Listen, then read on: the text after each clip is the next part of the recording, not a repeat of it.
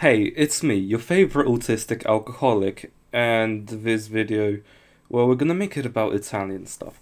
So, usually when we think of Italian military vehicles, we think of World War II stuff, out of which only the Samovento was good, and also the Carro Veloce, which is holy.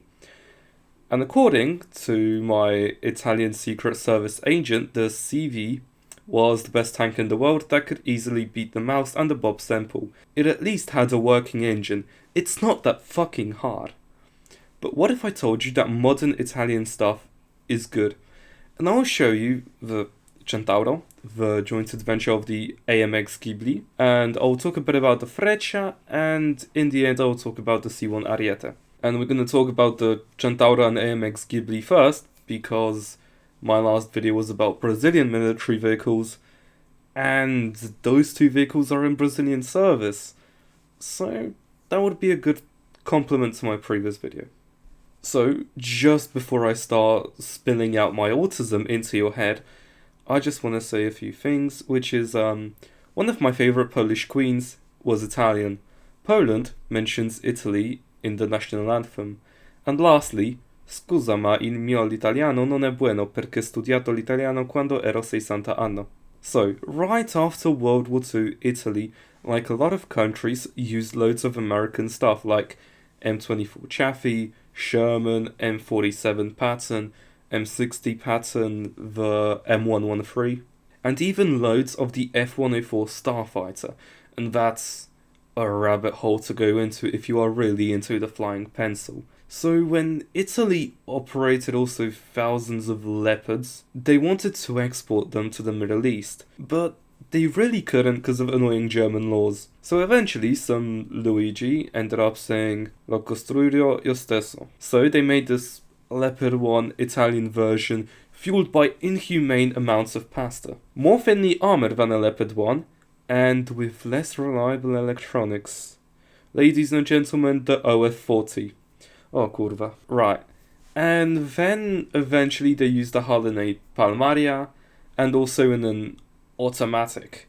So, a few words about those. Palmaria, which is, well, what a lot of countries do, which is you get a massive 155mm gun and you just put it right in there. It's your average typical self-propelled artillery, which is pretty nice. And the automatic. Well, it's a gun-based anti-air system, but instead of two 35mm guns, they went with a 76mm, which is capable of cracking a T-62 from over 2 kilometers, and it's the same gun that was used on the beloved Reichert. That's about where Italian modern arms industry was born, and that wasn't really the best start, but, okay, it's something. And then they took another look at the Leopard 1 and thought, we need a tank destroyer that's going to have the same gun, a better digital fire control system, better strategic mobility, and be able to protect armored cavalry. And that's how a beauty was born. Fast, with good firepower, reliability, mine resistance, export potential. And they looked at the French wheel design and said, lascia che ti mostri migliorarlo. And then they built the Centauro. So unlike the French AMX-10 RC, look, I'm going to compare the Centauro to the AMX-10 RC because the French have exported a lot of light vehicles all around the world, and they were in service with a fuckload of countries. Look at any French light vehicle during the Cold War and just look at the amount of users it had. So, unlike the AMX-10 RC, Centauro has a stabilizer. And also the gun that it uses, they are both 105mm, but this one has a better anti-armor performance. As you see, the French 105 could have wrecked a T-55 and T-62. The Italian could have wrecked a T-72M. Observe the muscles of Mario himself. Now to be fair, the 105 did have a high explosive round at the time, and the Italian had to use HESH or heat against infantry. HE is better against infantry in the open, but modern 105mm ammunition has high explosive nowadays for it. The Italian gun can depress 6 degrees and elevate 16, while the French depresses 6 and elevates 20. So the Italian has more penetration, but the French can elevate more. There's a dig joke in there somewhere. As for the armor, the early versions of the Centauro, well, It was made to withstand at least 14.5mm from the front. With add-on options, in the newer version, it has Stanag level 6 armor, which means immunity to NATO APFSDS from a 30mm and even 40mm armor piercing. There is even an ERA option, and as someone who's part Ukrainian, I love this already. While the AMX-10 RC has two configurations, the RC and the RCR. The RC can withstand 23mm armor piercing incendiary from the front and 14.5 from the sides. The RCR can withstand 30mm from the front, but this is a Soviet 30mm full bore, not APDS or APFSDS, just regular, and 14.5 from the sides, just slightly better at it. Later, the Centauro got a 120mm gun. Okay, now there's no debate over whose schlong is better. Also remember, everything is a dick measuring contest. Right now, Italy is winning. France, I thought wheeled vehicles was your speciality. So now the Centauro won't only wreck a T-72M, but also the T-72B and even T-90 with its gun. So now mobility. The AMX-10 is amphibious, while the Centauro isn't. Also, the AMX has hydropneumatic suspension, and here's a clip of it. Just watch it for a few seconds. And that's about where the AMX-10's advantages end in mobility. So now the engine power. The Centauro, with its 520 horsepower engine, giving it about 20 horsepower per ton on an 8x8 chassis, while the AMX has about 250 horsepower on a 16 ton, and the RCR version is 22 tons. So at its lightest, it's at 16 horsepower per ton, and heaviest 11.3 horsepower per ton on a 6x6 chassis. That's embarrassing. And now the gears. The AMX has 4 forward and 4 reverse. Very French, I must say. And it can go 80 kilometers forward on road and 40 off-road.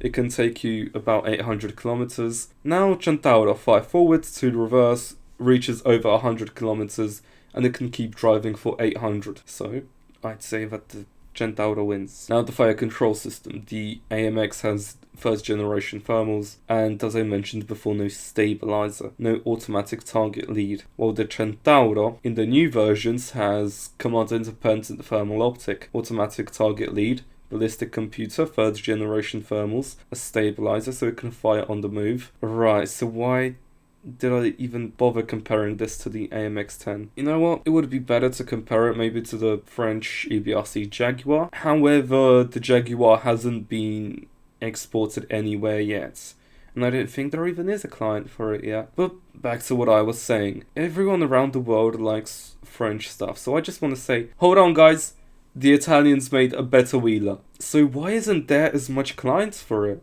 What is wrong with people? Also, did you know that the Italians built a version with a 60mm HVMS, and this could penetrate a T62 from 2 kilometers with APFSDS? But I'm just gonna edge you with this information. Overall, the Centauro is a beauty of modern day, and I just wish it got more attention.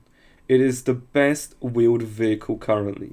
Although the Roycat will always be close to me in my heart, Centauro, you even win in mine resistance against the Roycat. That's impressive. Also, post-edit Hussar here.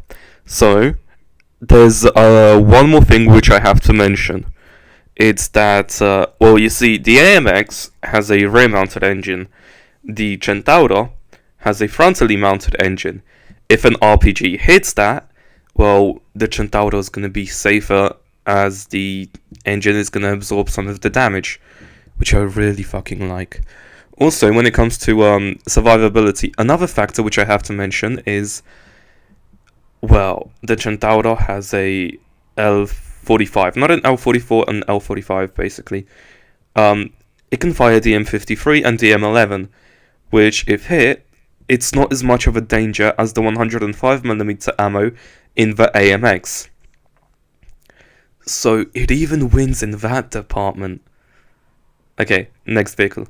So now let's cover the AMX jet. In my last video I talked about Brazilian stuff, so this is going to be a good complement to it. And Brazilians also have their own version of it, which is, it has a sexier camo. So the AMX, Italy looked at the G91, the MB236, and said, okay, it's obsolete, let's not be like the Germans, who are using the F-104 Starfighter for CAS. Oh god, what the fuck? We need something newer, right now.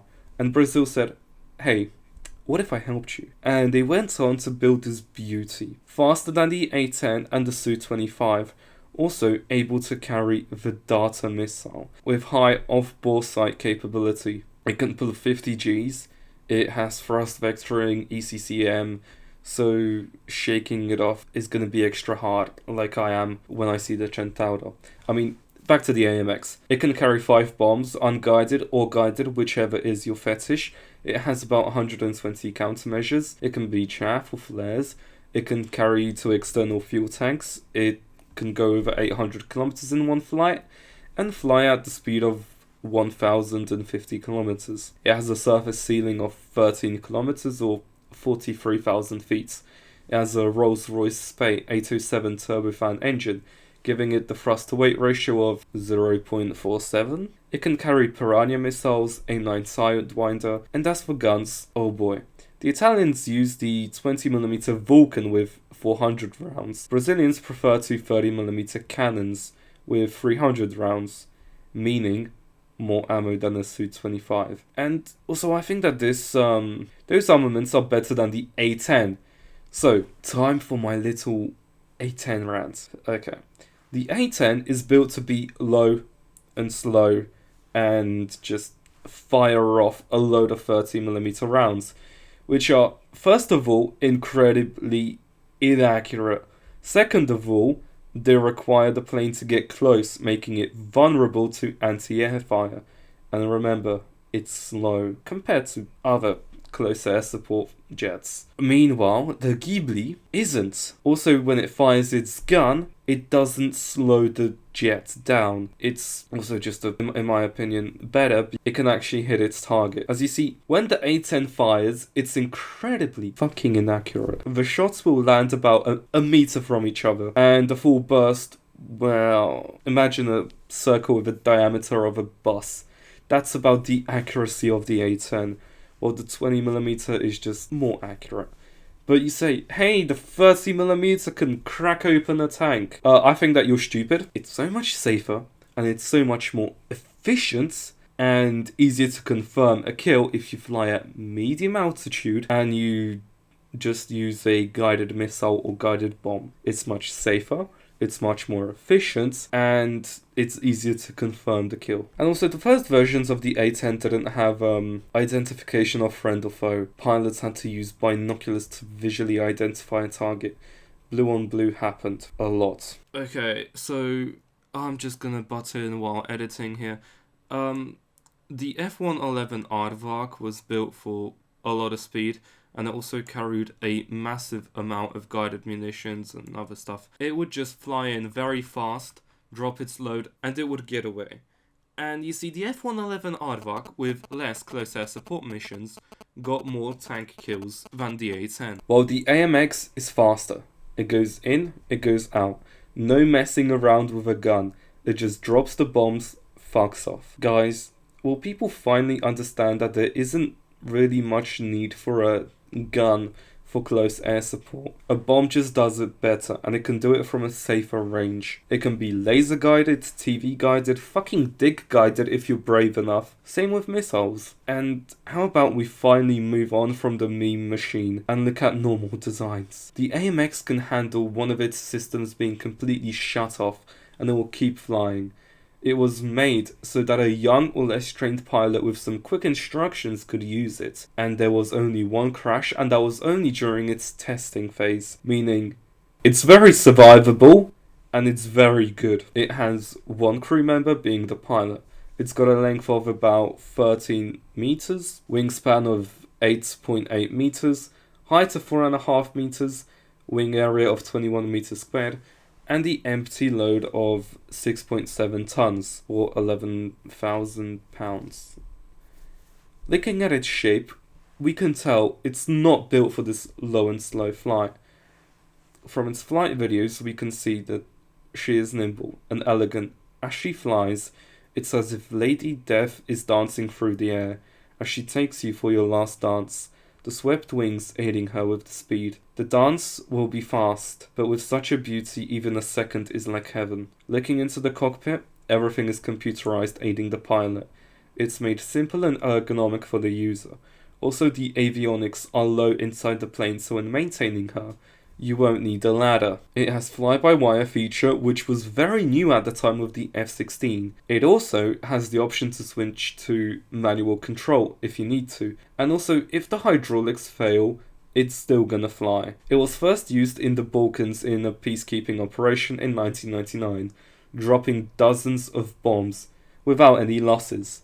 Is it better than the Nighthawk? Later in Afghanistan it served for 5 years, completing over 700 combat sorties. The Ghibli was critical in giving intel constantly. Then Libya, getting rid of Gaddafi. It was always there. Wherever Italy went, so did the Ghibli. Although she won't carry the heavy load of an A-10 or a Su-25, she's more versatile, being able to handle any demand. And you see, this was made together by Brazil and Italy. I want to see more designs like this more often. Multiple nations working together to create a beauty, sharing technology and experience together, and creating the super ultra death machine. Fast, elegant, doesn't complain. It's strong.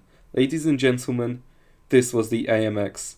Only the F-35 was worthy and beautiful enough to replace this. And since the AMX is being replaced, how about, listen, if any general is listening to this, I know the chances are low, but hey, what if you give some over to Ukraine?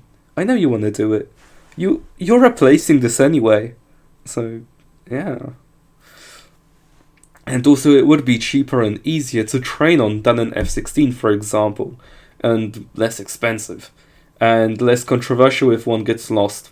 Also, I forgot to put this into my last video, but if you like talking about helicopters, tanks, boats, whatever your preferred gender is, and even jets, just join the Discord server. So, back to the video, guys, and let's get to the ground. The Freccia. Well, Italy had the VCC-1 and the VCC-2, basically an M113. And I have this theory. You see, every user of the M113 in the world had a competition of who can molest the M113 the most. So, okay, back to the Freccia. They took a look at the B1 Centauro hull and they modified it. And they added a hit fist turret on top. Let me say a few things about the hit fist turrets. The Polish Rosomak, when it was used in Afghanistan, the turret rotation mechanisms would fail a lot. And I just hope that whichever drunk Luigi was making them got their shit together. No wonder Poland is making its own ZSSW-30 turrets. Now back to the Freccia. Those turrets have a 25mm Bushmaster on them, with plans to also put spike missiles on them in the future. They have a thermal sight for the gunner and night vision for the commander. The commander can also look through the gunner's sight, meaning a way better fire control system than any Russian BTR in current service. The armor is enough to make it immune to fire from the BMP-2 and the BTR series. The autocannon can deal with any BMP and BTR, apart from the BMP-3. It would have to take it on from the side, and the BMD-4, well, that can get fucked anyway. The spike missile is fire and forget. It also has top attack and a tandem warhead. It's able to take out any Russian tank in current service. As for the future of this vehicle, there are plans to give it the same hull protection as the Centauro 2, which means it's going to be even more protected and it's going to withstand 30mm APFSDS from a Bushmaster. It also has a front-mounted engine and a rear exit, like any normal APC or IFV. I'm looking at you, BTR, you retarded pile of trash. And also the BTR can be taken out easily with a 50 cal. There are plans to also change the 25mm into a 30mm Bushmaster Mark II. So it's then going to be able to kill a BMP-3 frontally, and also take on a tank from the sides, if it's lucky enough. And also the turret that's going to be housing all of this, it's going to be unmanned, with third generation thermals and even possibly an APS system. Now its mobility, 26 tons with a 480 horsepower engine, giving it about 18 horsepower per ton, which is alright. It has 4 reverse gears and 10 forward gears. It can go over 100 kilometers forward. It's not amphibious. In conclusion, the Freccia is a modern, up to standard armoured personnel carrier, with a lot of room for upgrades to keep it going for decades. While Russia is talking about having the boomerang, NATO is already putting on fire and forget top attack missiles on APCs, putting remote controlled turrets and moving forward.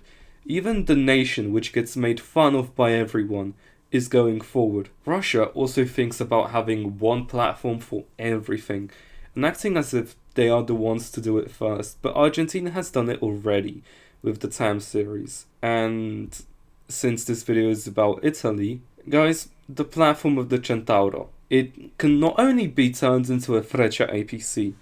Have you heard of the B1 Draco anti-air system? Well, think of it as the automatic, and a Centauro had a child while they were drunk in a hangar. Yeah. There's also an artillery version, there's a command center version, a recovery vehicle. Look, ditch the fucking Ariete.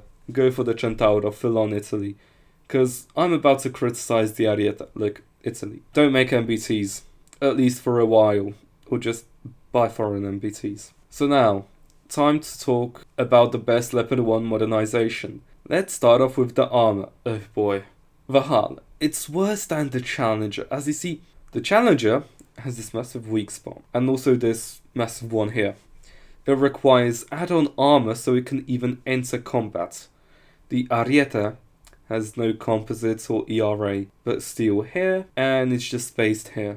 And the turret, here we got something strong, so depending on which source you are reading, it's gonna be from 450mm to 550mm against kinetic rounds, and some sources even say 650mm, meaning fuck knows how much. Let's take the middle estimate of 550. Russians use 3BM22 and still have 3BM42 Mango in production. 3BM22 has 470mm of penetration at 2 kilometers. 3BM42 has 520mm of penetration at 2 kilometers. Meaning, a Russian tank would have to use modern 3BM60 or 3BM59 to go through this turret. So, everyone, the armor is good, just not on the hull.